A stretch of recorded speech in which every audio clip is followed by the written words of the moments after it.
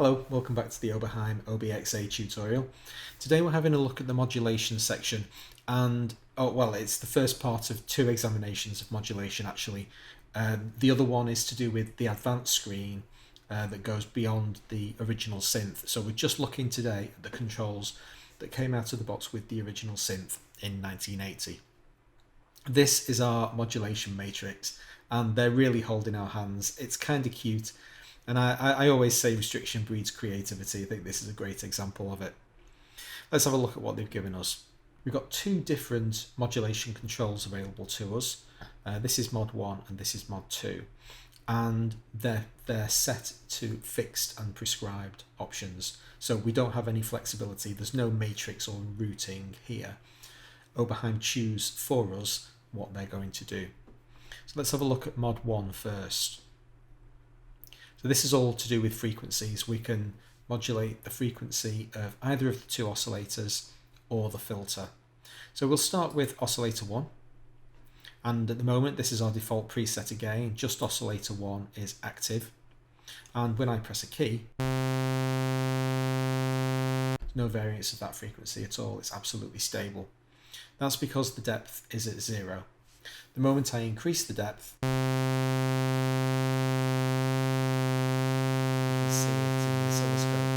starting to vary the pitch.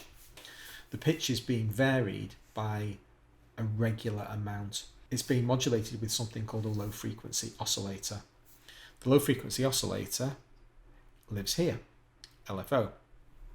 So what's basically going on is that we've got another completely independent oscillator dedicated to this purpose. This isn't something that makes audible sound. So by default it's set to 1 Hz, and what you're hearing is a 1 Hz period. This very subtle modulation of the pitch of oscillator 1. If I turn the depth up a little bit, that modulation is going to get deeper. In other words, the pitch is going to go up and down by more.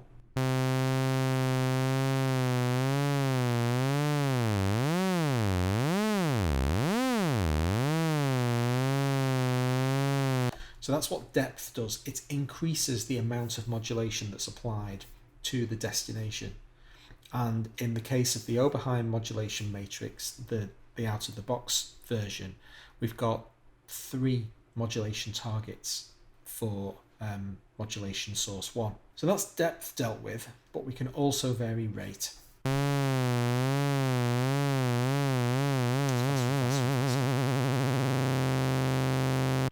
And you can see at the limit of the rate dial, we go all the way up to 50 Hz. Now, just a word about this rate knob. It's logarithmic, which means that at 12 o'clock, as it's pointing upwards, we're at 1.88 Hz. So from 12 o'clock all the way down to 0, in other words, half the range of the knob, we have from 0 to 1.8. This is absolutely common. This is really common in low frequency oscillators. You get a very heavy weighting to the very slow periods, because that's typically what you want a low frequency oscillator to do. You notice how when we get all the way up to the upper end, you can no longer hear the individual oscillations. It all kind of merges together. That's a separate subject for another day. That's a genuine instance of what we would understand these days as FM, which is basically using one audible frequency to modulate another, but a subject for a different time. So we've obviously got 1 and 2. I won't even demonstrate oscillator 2. It's totally obvious what that does. Let's have a look at filter frequency. Now in this context, filter frequency is referring to the cutoff frequency. That's what it's going to be modulating. Let's get rid of the pitch variance so that's not confusing. And I'll bring the cutoff of the filter down to 12 o'clock. That's the filter.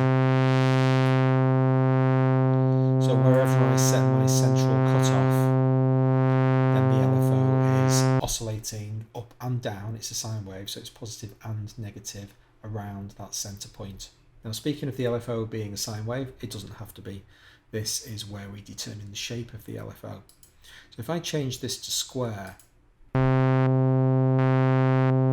you get 2 very distinct, very clearly delineated frequencies.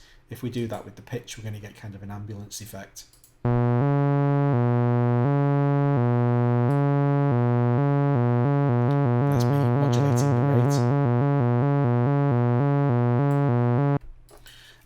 various different waveforms to play with, triangles and saws.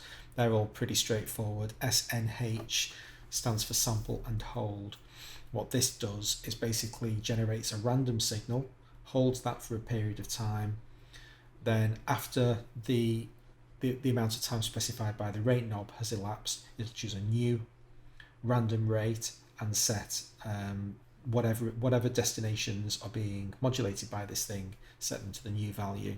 So let's set it to sample and hold, and now we'll hear, we're looking at pitch here, you're going to hear different random pitches. So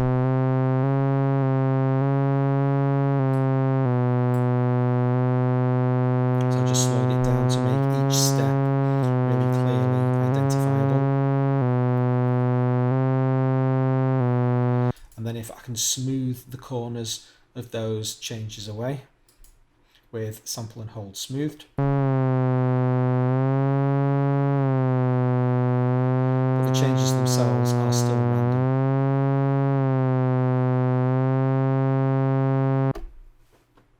Sync allows us to sync up to the host tempo. So if I click that button, now the rate knob is in fractions of bars. Simple enough. And what key trigger does is it forces the LFO to begin its period every single time I press a different key. Now, a really easy way to demonstrate this is to get us going on a really slow oscillator.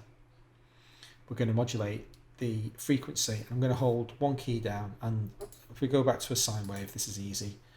Let's hear what that sounds like. Even slower. Smooth, constant sine wave, increasing and decreasing the pitch. Now what I'm going to do is start mashing the key. So rather than pressing it and holding it down, I'm going to play lots of little notes. It's almost as if the LFO isn't there. Because every time I'm pressing a key, the LFO is beginning to draw its shape. And its shape starts off at 0 and then it begins to draw. If I take key trigger off, the LFO is now cycling in the background, completely oblivious to what I'm doing on the keyboard. And what that means is that now when I press lots of little notes, you're actually going to hear the shape of the LFO fully described. You can hear it going up and down. It's doing that.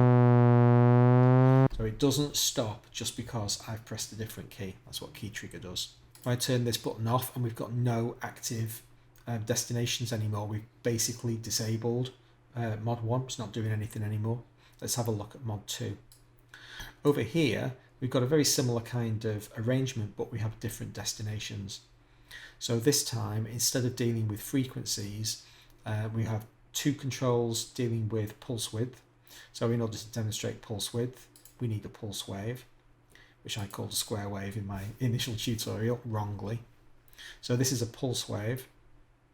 And if I set the pulse width at more or less 12 o'clock, we're giving ourselves plenty of room on both sides to modulate it narrower and wider.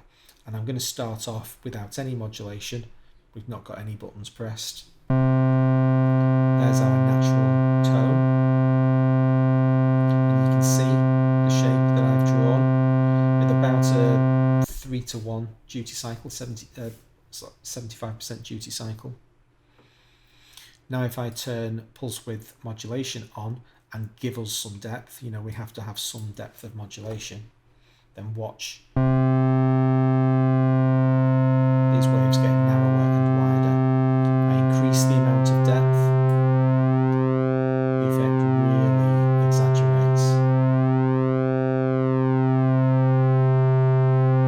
It sounds a little bit like phasing, but it's a completely different effect. This is pulse width modulation. We're changing the shape of the wave over time. So let's have a look at it in Insight, and you can see the filter basically sweeping through the wave as the wave shape changes. Obviously, if I set that shape to square, you're going to get two very distinct different sounds.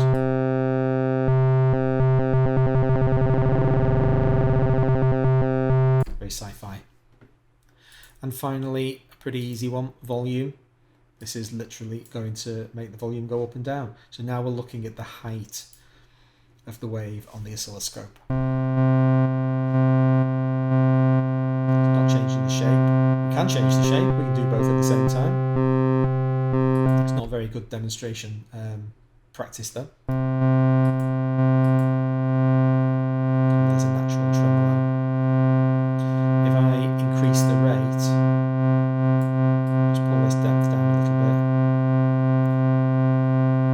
bit. This is how to generate a simple tremolo. This basically is exactly what tremolo is. The periodic variation of volume using a low frequency oscillator typically.